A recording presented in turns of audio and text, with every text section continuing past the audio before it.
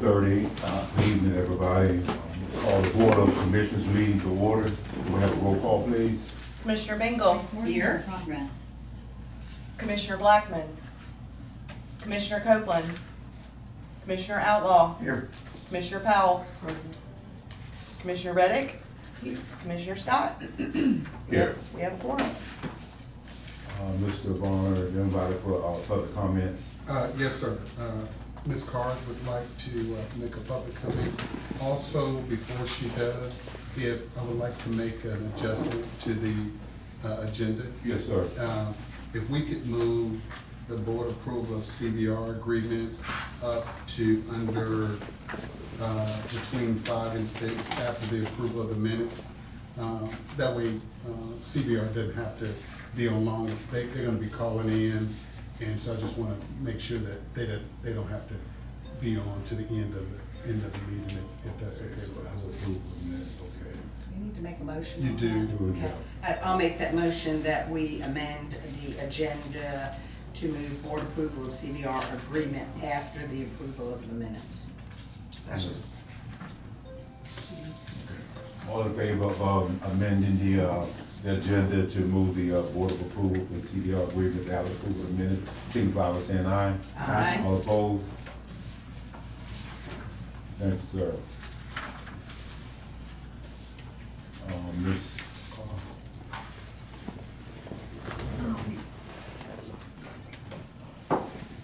Yes, good afternoon, Board of Commissioners. Thank you for letting me speak. I had a question about the minutes. In May, I spoke during the public comment period about the April 22nd meeting, and I questioned whether Chairman Blackman and Chairman Scott were present, and there was a question about Zoom because they were not physically in the meeting room. So on Zoom, just watching the meeting from looking at the television, it didn't appear that either of them were present. And then Chairman Blackman arrived after the meeting adjourned. So I just want to make note that there was an issue with the Zoom link. It's not recorded, it's not reflected in the meeting minutes. And I just want that for the record because the meeting minutes say, Ms. Card stated that the April 22nd minutes that were approved reflect that Chair Scott was present after roll call via Zoom, okay? I said that, but I also said he was not physically present or present via Zoom, the meeting, the remote meeting. So it's like half of what I said. And I also said, for the public to understand who's participating remotely, they should be able to see them. If the public doesn't know who's participating, I don't know how the board can know who's participating.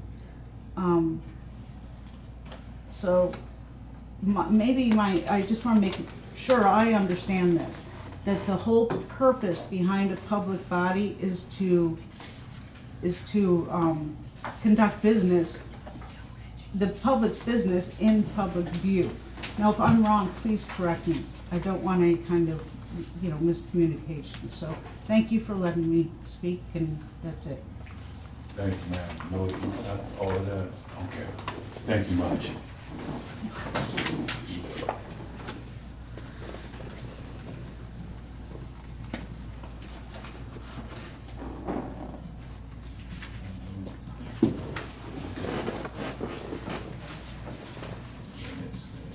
Approval of minutes, review, take time to review the minutes if you have not already.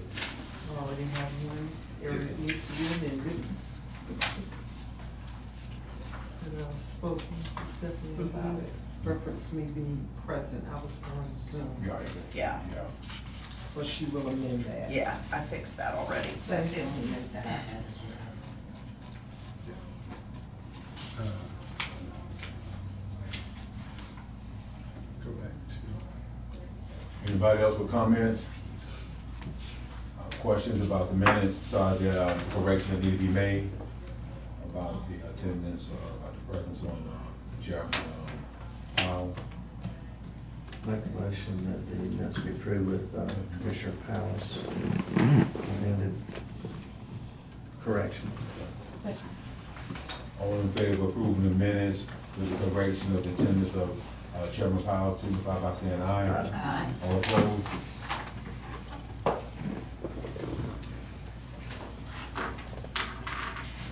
This is where you want to, do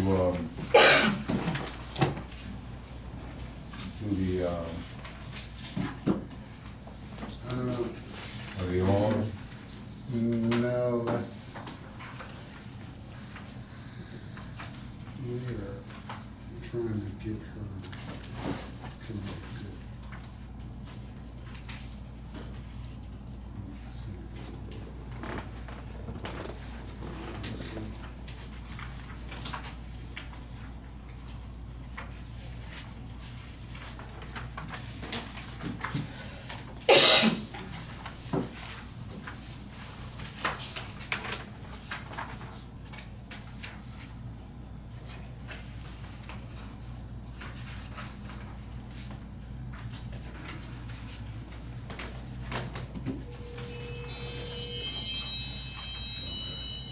Excuse me, that was my time. Anytime somebody, speaking, I always put them on a timer. You know, 4-minute limit, you Does it- know. That's what that She's getting was. it. When I had other alarms set. Keep it straight. Well, yeah, What does it say? that's not good. She copied it off. She's gonna send you another. No, that's fine. That's fine. So she's I'm good? gonna call you right back. Yes, sir. Just give me one quick Okay. sec.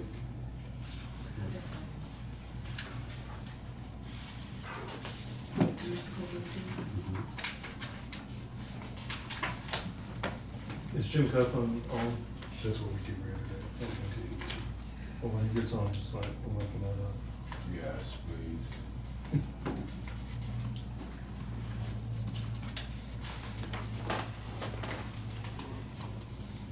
While she's, busy handling that, you'd like to introduce us to that, whoever that is you got there? Yes, sir. This is Agape Adams. Agape was referred to us, Isaiah and some other people in the community that knew Agape. And so she's working for us part-time to do the admin, office administration work. And so we were looking for someone, so she's doing some part-time work for us. And is doing a great job, and we're excited to have her helping us. And so, Welcome aboard. Thank you. We will not try to run you off, but you know, high expectations. while she's doing that, I also wanted to make you all, as we talk about the finance committee, the finance person is out today. We'll Okay. talk about that a little later. But they're out today, and so I want Commissioner Bingham especially, just, we accept the information today as information. BDO is in the process of making sure they have several housing agencies that they work with that are June financial ends, so they have to have their reports in the HUD by the end of August. And with the finance person being out, they were unable to be able to make the call in the meeting today. So that's why we just want to get the information that you got for June as information. And then we'll catch up, we'll catch up next month for the July through August finance packets and have a finance committee meeting with BDO. Okay. So I just wanted to make you all aware, so today, it's. So we would have 3 months of information, then we'd have June, July, and Yes, August. ma'am. Yeah, even though it's not June now, but we'll have more detail in the Right, finance right. committee meeting for June, July, and August. At that time, they'll catch us up, and I'll explain a little bit more later. You got it too? Okay, Melanie's on. Did you get this? Melanie? Hello, everyone. Hey, sorry, the prior link didn't quite do the trick of the demonstration. Yeah. Jim? Commissioner Copeland, can you hear us? There you go. I'm here now. All right.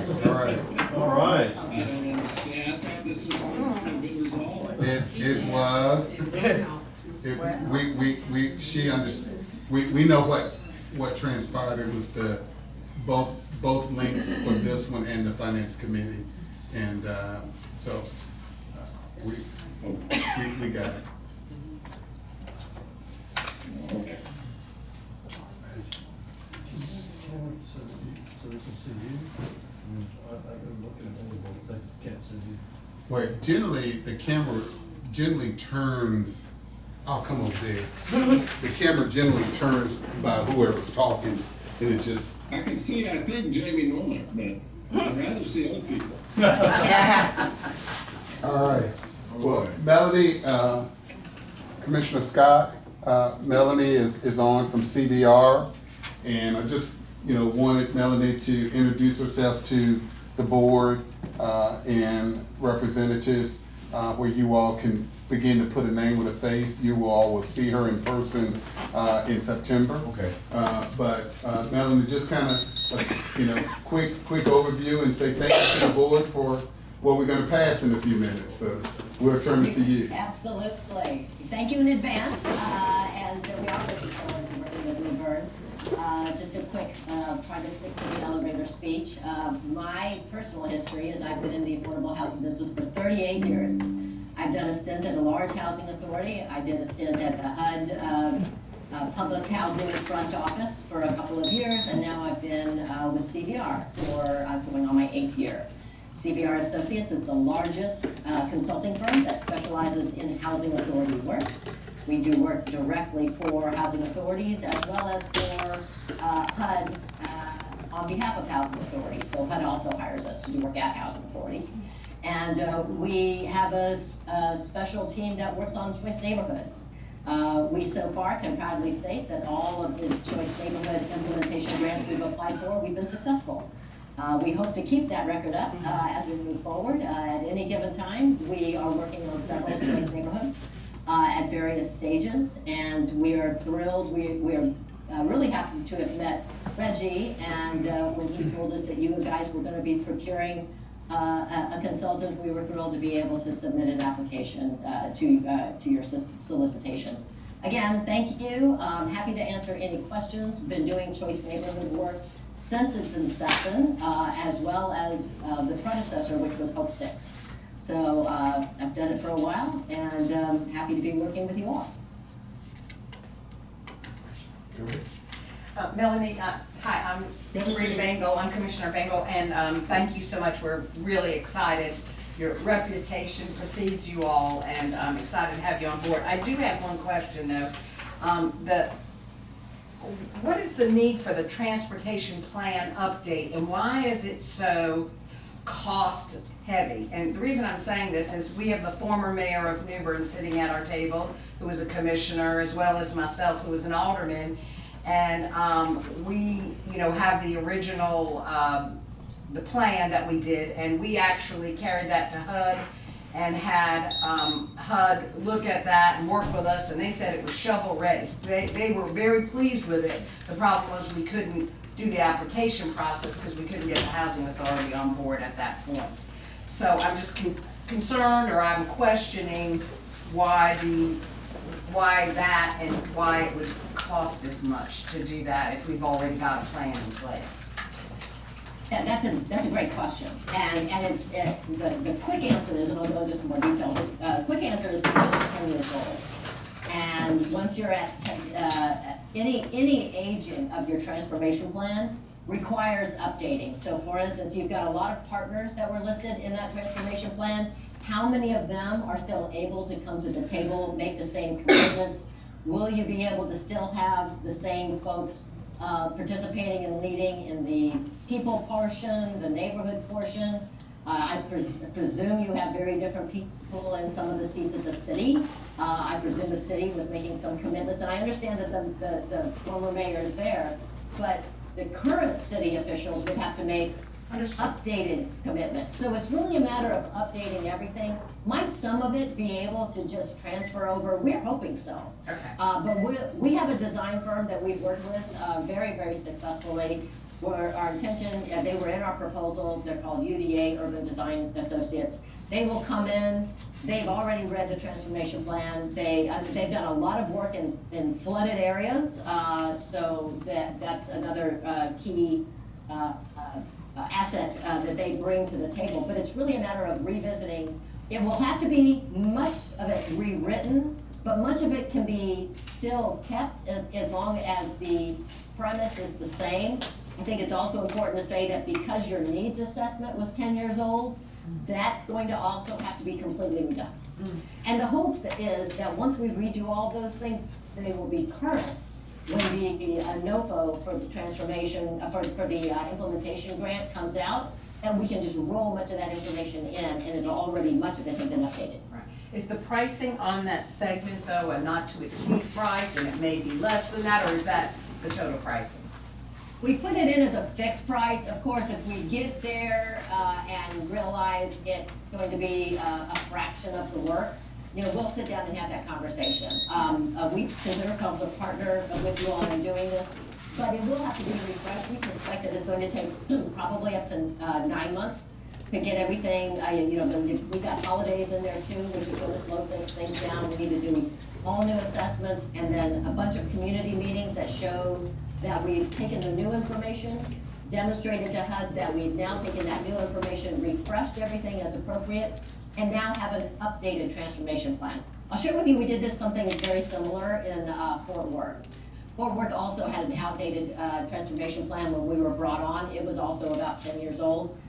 We refreshed it. It took about 9 months. We did a whole new set of community meetings, new assessments, and frankly, we were then ultimately successful in an implementation grant application. Look forward to seeing you in September. Same here. So, Melanie, I'm just following up, and you've answered part of this when you say around 9 months. I guess, you know, for those of us who are a little newer here, this is my first year on the board here. What are the timeline here? So we've got basically a 9-month timeline, and what are sort of the deliverable process that we have to look forward to working with? We're very excited to have you here, and very pleased with all the work Reggie's done to get us to this point. But just so that we understand a little bit what we have to look forward to here. So the 9 months that I quoted is really our intended timeline for the redevelopment of the transformation plan. So that is the doing new assessments, having new community meetings, new resident meetings, new updates to the board. All of it is needed, working with the city. That's redoing the transformation plan, which then gives us the bones or the framework with which we will use to populate an implementation grant application. Got it. And what are risks that we should be aware of here? I've got a few that come to mind, but you know, what are the risks we should be thinking about?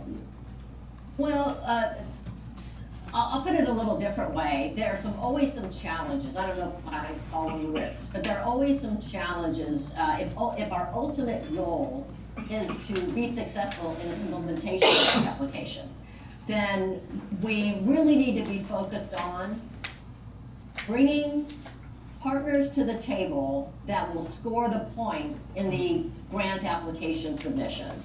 So that means, do we have the right housing lead? So that's going to be a developer that has mixed income experience. If they have choice experience, that's great. But more importantly, they need to have successful mixed income experience where they have outcomes and metrics to report from that.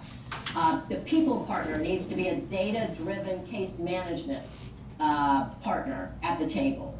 So, and then generally the neighborhood partner tends to be the city, generally, at least in many or most cases. So one of the biggest challenges is really getting those key players to the table.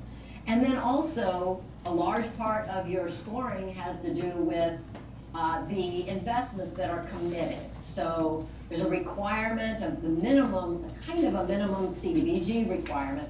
There's also expectations that the city comes to the table with a lot of infrastructure money. I know that there's some FEMA money here, that's great and that's super helpful. But HUD also is looking at scoring this. They don't allow choice money to be used for such things as infrastructure, so streets and upgrades to water and waste types of infrastructure. So all of that has to be covered from other sources. So one of the risks is, can we get all the money to the table? We don't have to get all of the money to the table at the point of implementation grant application, but as much as possible that can be committed. HUD would prefer not to see huge gaps at that point in time, because they also know, especially over the past couple of years, that filling those gaps has gotten a lot harder because the financial stacks to make these developments work has gotten just more challenging because it's that much more expensive. Does that help? Does that answer, or did I not? That helps a lot. Yeah, no, that helps a lot. What risk, if any, do we face in the fact that, I mean, there will be quite possibly a new HUD leadership 9 months from today. There will be a new White House. Now, we know something, because if it's the same party White House, the incumbent vice president may not change policy direction much with HUD, and if it's the other party that wins, we already have some track record with HUD under his prior presidency, but what risk do we have there as the political situation in Washington, on a Washington agency, could look different in 9 months than it does today? Well, to be confident that, yeah, go ahead. I'm ever hopeful. I can't say I'm absolutely confident, because you just never know. I will share this with you though. The preceding Hope 6 program and the Choice Neighborhood program have received bipartisan support from the beginning. What's interestingly enough, I've even lived through some administrations where HUD itself did not put Choice Neighborhood into their own budget, and the Senate put it back in. So it has been a popular program to revitalize neighborhoods with preceding administrations for the past several decades. Choice for the past 1 decade, and Hope 6 for the 2 prior decades. But would I bet, my entire savings account on it? No, because nobody knows. But the track record itself for bipartisan support, especially from the Senate, has been very strong. Thanks, very helpful. What is the due date? Now, as far, oh, I'm sorry, I was just gonna say one more thing about the timing, because the other thing that is unknown is when HUD will issue a NOFO. So I don't know if this is gonna answer the question that was just about to be asked, but the whole point is to get ourselves ready, to get New Bern and its entire team and community ready, so that when HUD does publish a NOFO, past our replanning stage, we are ready to go. And nobody really knows that. HUD has moved a little bit all over the map with regard to the time of the year that they have published that. The last couple of times it's been in the late fall. But one important point to know is, once they publish the implementation NOFO, there's only 90 days to submit your full application. And those applications are extremely complex. I think our last one was 400 pages. Lots of attachments that are all required, etc. So it's a matter of getting everything lined up and at the ready line, so that when the NOFO hits, we even like to write some of the grant application portions in advance, because they're always going to be there, and then just tweak them once the NOFO comes out. You're always writing about the capacity of your lead, the capacity of your housing lead, your people lead, and your neighborhood lead, as well as your applicant lead.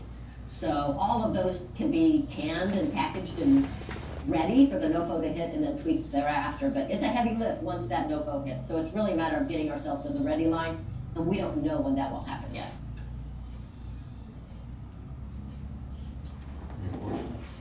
I think you kind of answered my question. I was asking about the grant application deadline. Nobody knows. It's not on the Yeah, street yet. a little We don't know when it will hit the street, but we want to be ready for when it happens, or at least for the next round of when it happens. HUD did something weird this last round. They actually combined a 2-year set. So who knows if they'll do that again. They do have some requirements about spending down the money. But it's unknown whether they'll do a 1 year or whether they'll stick with the 2-year. So that's, they're keeping that pretty closely held. Thank you. Anybody else have any questions for Ms. Melanie? Mr. Chair, with that being said, we have a resolution for you all regarding the CBR agreement that we would like the board at this time to entertain the passing of that particular resolution. Mr. Barner, my only question, in passing the resolution, we're gonna agree to go into contract, correct? Contract that was following, are we stuck to those amounts, or are they not to exceed amounts? I'm just, curious. Well, they're not to exceed amounts. so Understood that, it's not a but, flat I mean, is fee. there any wiggle room in that? When you look at the cost of the transformation plan update, it's more than what we paid for originally. And I was just wondering if there's any wiggle room to that. Yeah. Can we get grants or anything? Of course, grants aren't covered in the contract, but the Understood. contract, if you agree to the contract, you're not required to, We're not held. you're not held or in any way To specifically. required to pay them for that work if you don't want it. Okay. I just wanted to know how binding it Yeah. was and everything, because I'm good, I mean, we're lucky to have them, to be honest Yeah. with you. Sabrina, correct me if I'm incorrect, but the city income portion, wasn't it about 10 or 15% of what we would think? At that time, we were looking 60 or 70 million. Correct. And we were gonna use the water and sewer, that money that we got for the storm water. We were using all of that, and that was 35, I think that was. But there certainly had to be an 30 or 35 income from the city on it. Yeah. The amount of $459,000 when we have a study, however, indexing for that time period, that was a $400,000 study, so it would be an $800,000 or $900,000 study today. I think to spend all this energy and that kind of money, I think doing the implementation grant with a 10-year plan, we're not gonna get it. So it's kind of like branding or, so I don't think we have a lot of choices here. I do want to have the best presentation available, and I think we have a lot better chance if we do it. I'm a little still assessment of gaps and strategies to improve feasibility and competitiveness for 60,000. Help me with that. What does that mean? I mean, in other words, that's to Melanie, did you hear his every- question? I'd like Sorry, see where it assessments. says assessment? Assessment It's of about, gaps in that, and yeah, right strategies. there, right there. Assessment of, that basically is all encompassing, grouping, collation of any and all information available to make this competitive versus 100 other ones. And we being a small city, if you historically look at these, the bigger cities typically get them, so we're, and the other structural makeup of this, when we did it last time, I believe, Teresa and Mickey, pretty much They ran ran it, and so, if you, how structurally would this new update, would this be totally from CVR, or would it be a lot of local participation in that? Yeah, so I'm gonna let Melanie address your question, but I'm also gonna address your question. So I think what Melanie is trying to explain to you all is, and I've said this at all the meetings that I've gone to, the bones of the plan is there. And I know everybody in the community keeps talking about, we got this, transformation plan, we got the transformation plan. And I think, Mayor, you said it right. It's a 10-year-old plan. So the bones of what we have are good bones, but we gotta update it. And as she said, so to answer your question is, you're right. We're going to have focus group meetings. We're gonna try to bring as many of the people that were a part of that group together before. And so the goal is, if we can bring everybody back to the table who were committed and interested in this thing going to the next level, that's our desire. We don't want to reinvent the wheel. We want to take from what the community and the work that you all have already done. Now, you're absolutely correct. Is New Bern a small community? Yes. But, however, we got a lot going for us as it relates to being able. So I'm gonna say this, as competitive as the implementation grant is, the planning grant on a national level is just as competitive. And New Bern got one. And you got one prior to 2018 with no intent of FEMA money. So there was something that HUD and others saw in this community for you to be competitive enough on a national level to get a planning grant for that. Now, let's add to that. Since that time and the submission of the transformation plan, we had a major flood in the community. We're working through that. So I want to address part of the financial aspect.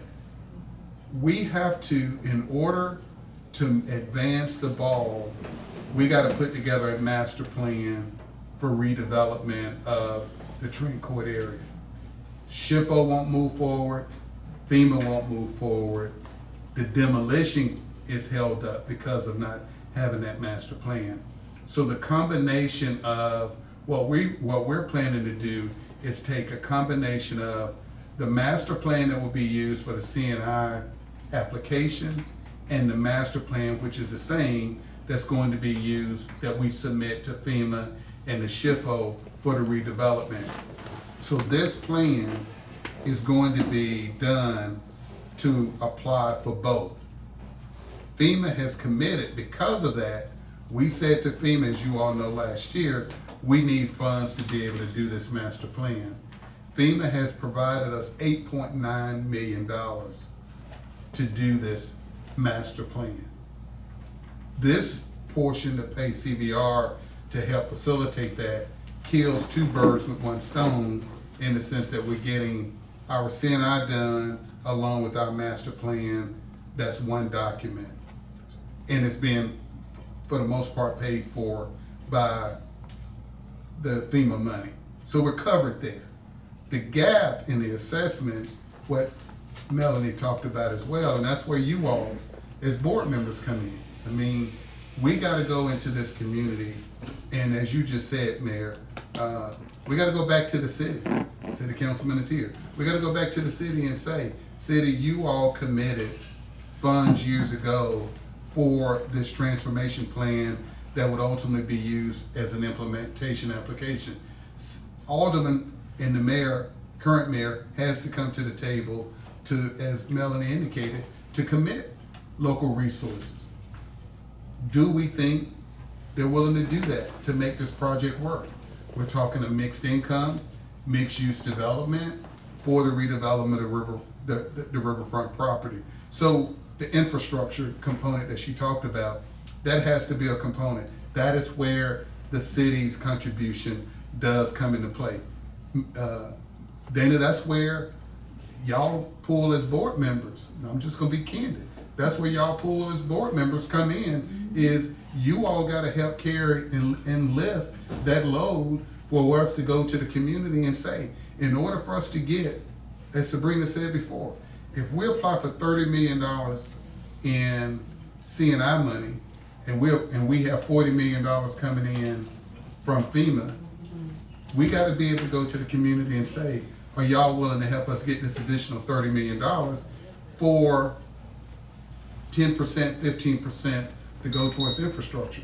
If they're not willing to do that, and quite frankly, if y'all pool is not strong enough to help facilitate that, then let me be the first to tell you, we throwing good money out of an open window in the wintertime with the heat on. I mean, it's just not, I mean, that's what I'm sharing with you. It's gonna take all of us collectively to be able to do that. Do we have the resources to pay CVR and put this great master plan together? Absolutely. But if the community partners, if the neighborhood, if the residents, if everybody locally don't come to the table, CVR can put together the best laid plan in the world. We have the finances now through the FEMA money to pay for it. But if we don't get the local community support, the answer to that is we won't get funded, we won't be competitive. And that's what Melanie is talking about, us going back to the community. And that's why I asked them to come next month, that we can begin to have a work session with you all, a work session with the aldermen. So what I've set up to share with you all is I'm submitted to Foster and the mayor to have an hour discussion with aldermen by themselves, with city leadership. Melanie will do a lunch and learn with you all for that hour and a half. And then I'm bringing in community folk to have some initial community folk that were a part of it before, to have some initial. Those are gonna be our kickoff, and then we're doing tours. So we're setting up 3 different groups to have that, because I want them to leave, and I want the aldermen, I want community leaders, and I want you all to be able to walk away after the 10th and 11th and know what it's going to take in order for us to be successful. Then we have a roadmap to get there. Because what I don't want to do is get down the road 9 months from now and we're wondering if community folk and the aldermen are committed to helping us get this money. Because we're going to pay, you're right, we're paying a good penny. Here's to be clear, FEMA has given us $8.9 million to put together this master plan for redevelopment. So they're committed. We fought for it. Y'all asked me to do that. We fought for it. Sabrina's been on the calls. She knows what we've taken to get this funds, so we have the resources now to do it. So I'm just sharing with you, that's ultimately you all where we are. And they're the right professionals. There's no doubt about it. They are the right professional group to lead this that we might not have had in the past, because it was only 400,000, you know? Sure. So, Sure. This is good. I'm good with everything. Reggie, I know when you first got here, we talked a little bit about it, and we were trying to enumerate the number of projects in New Bern that we did have to have a certain legitimate number of projects. Could you just quickly go through some of the major ones that we're planning on incorporating in this? So again, you know, That's what they're gonna find out. you know, but as I said, the bones, we're taking, truly, Mayor, we're taking, and I've said this since I've read it, the transformation plan is excellent bones. Everything that you all identified, I love and I like. Now we just gotta be able, and that's what Melanie is saying to Sabrina, your question. We're gonna take that, and that is our focus. That is really those sites, those properties, because to be very candid with you, 10 years later, everything y'all identified then ain't been built. Excuse my grammatical regression. Right, But- and then we're gonna have the Stanley White Center, which we didn't even think about 10 Well, years ago. the reason I'm asking, we're 10 years out Sure. from when the congressman came down and we had a little get together in the office at Bern Housing Authority. So, we're only 5 years away from Craven Terrace coming back. So, does that qualify? I mean, Well, and is that part of this? In other words, I don't want to go spend $800,000 and we don't identify things that by the time we might get the implementation that are coming on the timeline, but are not here right now. Well, so are you going to? yes, sir. So I am only the guide, Facilitator. okay? So I can give you my experiences and I can give you my thoughts. Here is the reality, and you hit the nail on the head. As part of what we're going to do with the tour, and as part of our discussions with you all, the aldermen and community leaders, is we're going to talk about corporate areas, because it is the elephant in the room. But I also know that elephant in the room, there are a lot of people that have a very opinions in this community on what it means and all of those There's things. a 2-year stall right there. Well, and that's what I'm sharing with you, is those are real conversations that we gotta have. Now, here's the flip side, to your point, if that is going to stall this process, part of the assessment that we're going to be doing is we can't lose the funding opportunity to save what we don't know, or we're gonna get pushback and fights from the community on Craven Terrace. Should we include it? Absolutely. Are we gonna be able to include it? I don't know the answer to that today, but once again, you all, as community leaders and as board members, help us to determine that and advocate that for people within the community, because I'm an outsider. Melanie is an outsider. So for us to come in and say, here's what we know experience-wise should happen, I know we're gonna get some pushback. So again, yes, the answer is, do we wanna incorporate it and use it? But at the same time, how far are we gonna go before we start losing ground, fighting that fight with people that may not let go of that? Because people, if you think, if we think we have a fight with tearing down Trent Court, Craven Terrace tear down, because I have an opinion. It is horrible. It was a horrible redevelopment. That is my professional opinion. So as part of this review process, we're gonna flush that out and bring you all fact, not fiction, but y'all gotta be willing to. Well, I would Willing be to part of deal the with it. direction of this board to have you go negotiate for us to become the managing partner of, the project until we get it back, if they would so consider that. Because if you're right about it right now, your benches, boards are broken off of them, the grass is 2 foot tall. I won't get into that right now. Sure. I do have a $10,000 question. Okay. Why do we not hire a Harold Brewmaker or a Pointer and Sproul or somebody and get this concrete medallion thing out of the way, i.e. lobbying, because I'm sick of 114 families. That's what we're supposed to be doing here. Not having housing because somebody, and I'm gonna put it right on SHPO, because I think that's where the dart would land.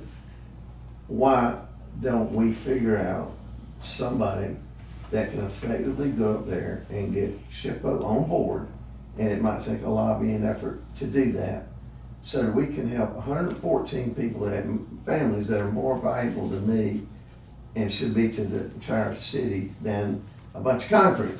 Yeah. So So, I agree with you, and we will unpack that Yeah. at the September meeting and develop. Ourselves. Yeah. No, I'm So at this I'm point, in do you need a agreement. motion? Yes. Okay.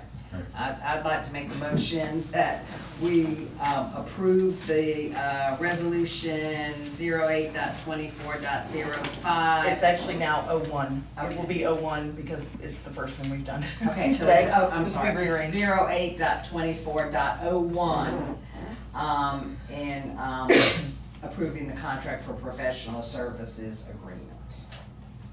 Okay. Did I include everything? That's fine. All in favor of Who approving, was our second? Right. got it? Got it. Okay. All in favor of approving resolution number 082501, professional service agreement with CBR Associates, signify by saying aye. All opposed?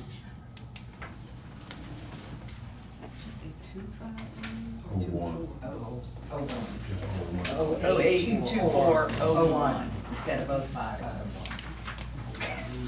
Okay. I know where you're from, so. All right. Okay.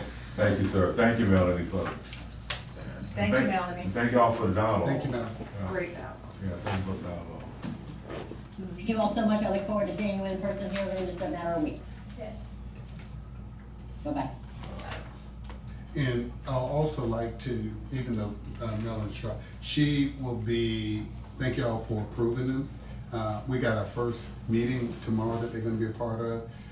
We have a meeting with HUD, call with HUD, and Twin Rivers Opportunities on the project-based voucher discussion.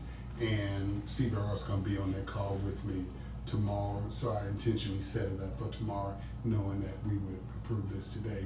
That way they can be officially part of our team. So we have that call in the morning with HUD and Twin Rivers.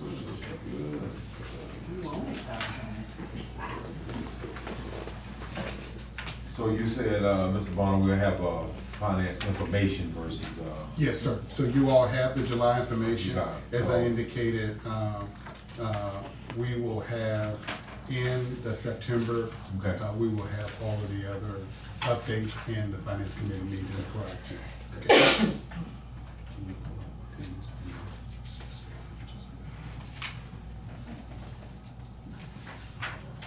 we'll have the executive director's report. So the biggest thing and the one major thing that I want to share is to kind of give you an update on the F. Dennis review.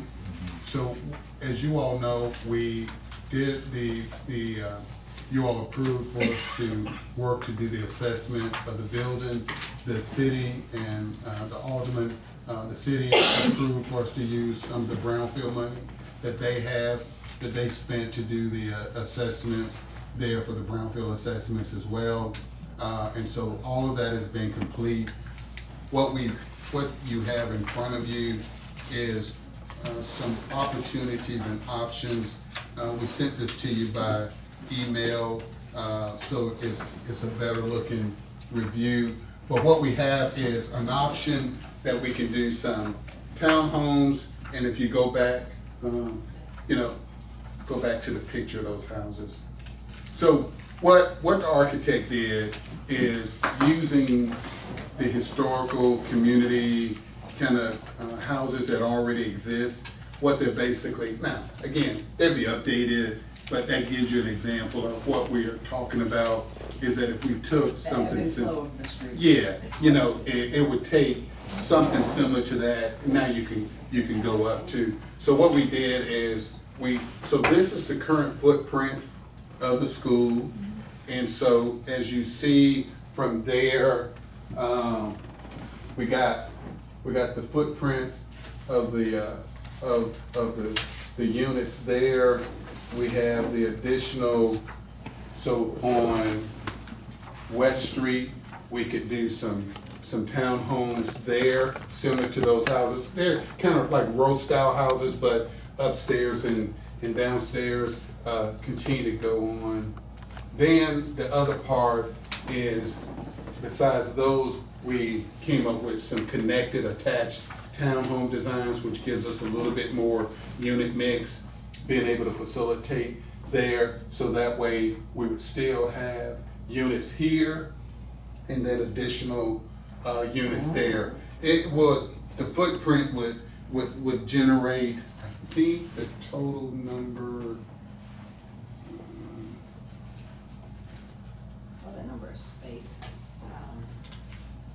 yeah. is it 12 of the townhouses? Yeah, it's 12 townhouses, and then it's about 20-something units within the school building itself. So we'll end up somewhere at the least amount is about 28 units till about 36 units to be able to take the old school, do some units inside the school, and then build either some row houses or some townhomes on the West Street side. So want to be able to just bring back to you all. I'm going to talk to the school district, be able to share a little bit of information there. Again, our intent is to see how interested the school district is in working with us, because right now the school is just sitting there and it's falling apart, and naturally we're not going to pay a whole lot for it, so we want to negotiate with the school to see if they can be able to provide the school as a contribution. We're going to be going in, for the most part, we want to keep the shell of the existing school and then take the land and build some new units there. And so we've had those discussions. Stacy Lee has been in communication to say, hey, what's an update? But I hadn't provided him with an update. I told him that we had a board meeting come up and that I would give him an update on that. But again, this is not for approval. It's just for information to kind of give you all an update. on conceptually, the work that we've been doing that you all charged me with. And that's just kind of where we are, at this point. It maximizes the land space, it It does. preserves the historic structure of the school. You could use the little cafeteria there as a community center. Yep. Still leaves green space in the middle there for, playground or outdoor use. Something went wrong. Please try again. Siri likes the conversation. And the other thing, to your point, Sabrina, this piece is included, so we hadn't, Okay. it'd just be a pass-through or some additional land for playground or something, but this land right here is a part of it. There we go. 28 total units there with 66 spaces, so that would give us a total of 28 total units.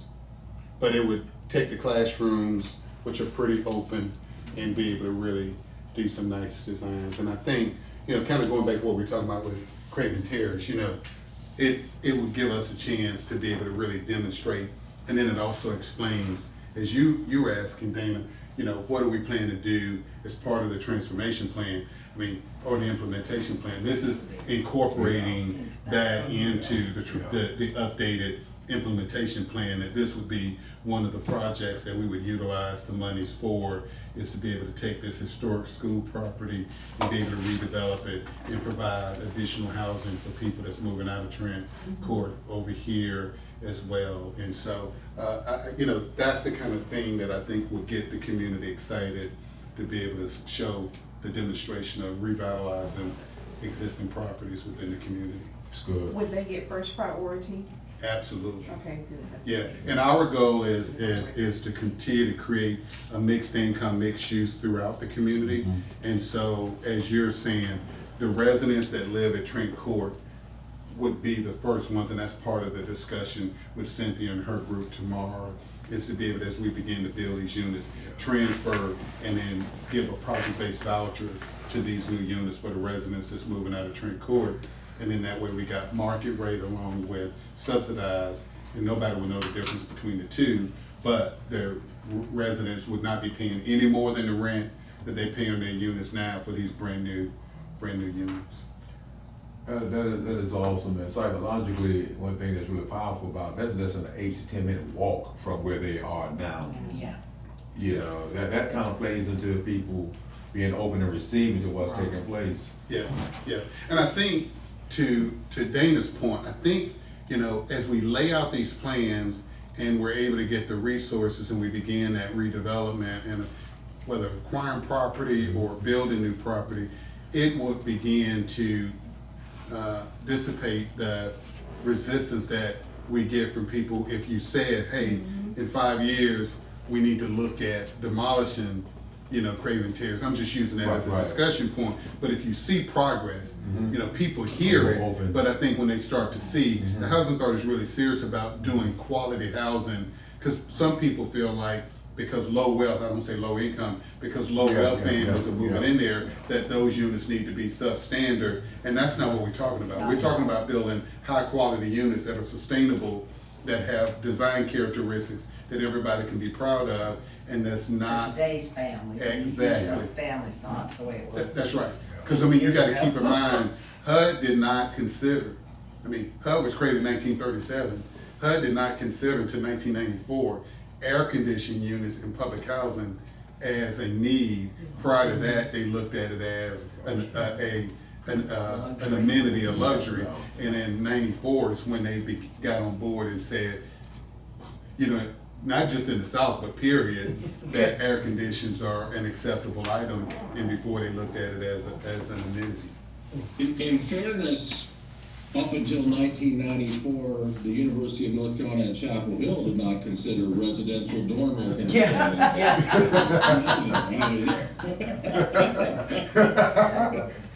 You and Jamie know that well, huh? Yeah.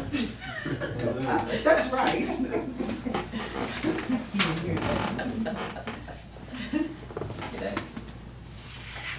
That's all I have on that. That's good, thank That's you. exciting. We have the information on the tile. Anybody have questions on the reports, on the towers and? Things are going well. You know, naturally, when I say well, I mean, naturally, we have day-to-day issues Right. and meeting with residents. But I will share with you all that, what you all allowed us to implement, at the first of the year with moving forward with those tenants that owed money. It has really served as an impetus to get people on the right foot. And Pam has said, I can't approve it, you gotta go see Mr. Barner. The judges have said it's up to them to accept it or not. And I can tell you, we have not had to evict anyone for not being able to go to family members, go to community folk. Well, no, let me go back. There's only one person since January that technically we had to ultimately evict because they just did not come up with the resources. And but otherwise, those back payments, people have done what they needed to do to go find that money and become current. So I appreciate y'all willingness to do that, because you know, I knew politically we would get pushback. How are we doing on the work orders? Because I noticed, you know, some of the things are, you know, I'm starting to see some outstanding things, but I didn't know with some of the changes we've had in maintenance, how that's. It's, the work orders really are going pretty good from that perspective. We've been a little bit more diligent in being able to get the work done and how we get that work done, Sabrina, from that standpoint. Outsourcing more, we're finding. We're not. Okay. You know, we only on big projects, because what we've explained to people is HUD allows us 21 days to do routine work orders, and emergencies naturally have to be done within, you know, 24 hours. So we got a little bit of time to be able to do that. So, you know, when they'll say, well, Mr. Barner, you know, I need to come in on Saturday. No, you don't. We're not paying overtime for that. I'll see you on Monday morning. You know, we're not in that free fall on overtime and work orders in that way. You know, we're gonna get it done during the work hours. And so we're seeing a change in the mindset. So even with the person that was over maintenance leaving and leaving that open right now, we've had a good run with the current staff and them understanding how we're changing things, and that goes a long ways as well. We're in the middle of reapplying for the Ross grant, and on Friday at the, what's the name of the museum? What she's having there? Sympathy. Oh, okay. So one of the local museums, I forgot the name of it, but we're having the back to school bash this Friday for the kids, backpacks and school supplies and those kinds of things. It's it. Can we do that, tap that? Is that really real? I thought I heard somebody ask me about that. What's the name of it? Tap that? Yes, Yeah, okay. yes, yes. Yeah, because somebody called me to get a phone number of the person that owns it. Okay, yeah. Because When they you were said saying that- a group wanted to go there, so the No, building's what- empty, they're not using it anymore. What's the name? Tap that, is a bar. No, not tap that. Not Yeah. tap that. It's Okay. some museum. I think it's that, well, somebody had called me. Yeah, no, we're not going to tap that. Well, I mean, it's closed, it's not, it's not no longer- functioning, it's it's not no a longer function. bar. Not a function. It's not a Yeah. functioning. Oh, bar, okay, no. okay. Not now, that's Yeah. why it's, the Yeah, space is but they have empty. that, and we'll get Agape to, you know, just in case any of you all want to stop by to her event, I'll get them to send the information to you all for the school supply giveaway this coming Friday. Anything else with those boss that, so we're good with that. Had another couple of resolutions. Yes, sir. The approval of the new cost allocation plan. Yeah, so we talked about that with BDO a while back. Y'all approved it in concept. We never did actually do a resolution. Okay. So this is just coming back to you all because, we have, if you remember that outstanding, HUD audit that was done, before Tiffany left, that was one of the items that they had cited. So we said, yes, we got a cost allocation plan, and they said, can you send us the resolution? We were like, well, we got the plan, and we went over it with the board to let them know what we were doing with BDO, but we never did actually get a resolution done. So this is to kind of clean it up and have an official resolution for the cost allocation plan. Is this now O2? O2. Okay. Okay.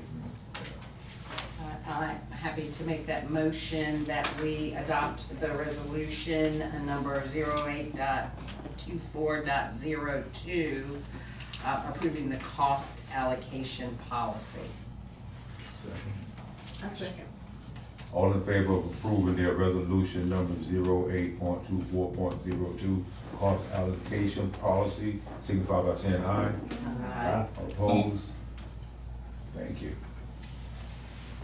The next, redevelopment commission, PSA resolution.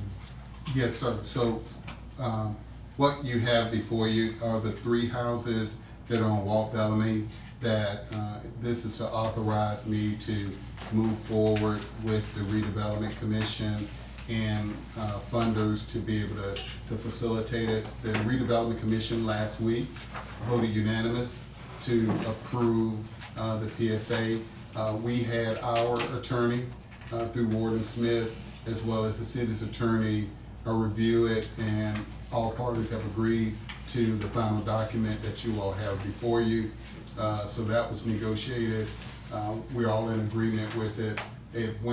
I didn't want to bring it back to you all until it went to, the redevelopment commission first. So they approved it last week, and it was a unanimous vote. I bring it to you all tonight for approval, and it still has to go to the aldermen, for their final approval on behalf of the city in the redevelopment commission. I wanted to be able to bring it to you all after the redevelopment commission approved it, but also before it goes to the aldermen, so that way both entities can indicate to the aldermen that we're both on board with moving forward with those 3 houses. Those 3 houses, as you all remember, FEMA has agreed and determined, as Sabrina knows, they've agreed and determined that those 3 houses are eligible for reimbursement when FEMA gives us our money, that we would reimburse us. So what I'm working out right now with First Citizens is something like an interest-only loan that will come back to you all for approval with everything. But this authorizes us to move forward, but we'll bring back to you all for final approval on everything. But we're having discussions with Jeff at First Citizens on an interim financing that will hold us over until such time that FEMA would give us the funding to reimburse ourselves. Jamie, I have a question. Mm-hmm. Can we make a motion to adopt all 3 of the properties, or do we have to do them individually? I know that sometimes we can combine things if it's unanimous among the whole board, but do we have to do it individually? We can combine all the resolutions into one. So, Or we can adopt all of the resolutions at In one one time. that's what I'm Oh, saying. yeah, That's what I mean. So is it 03, 04, 05 then? Yes.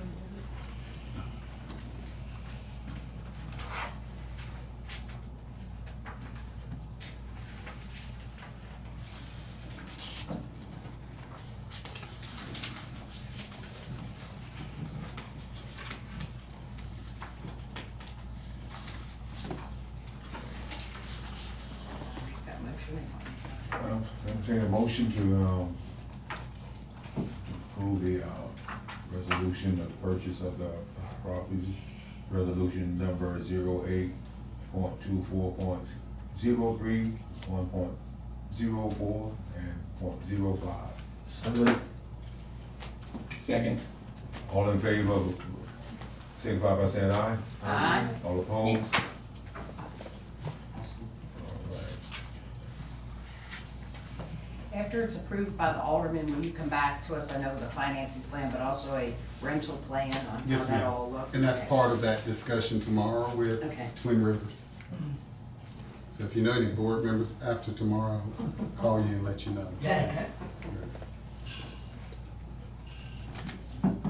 We need to do this closed session. Yes, sir.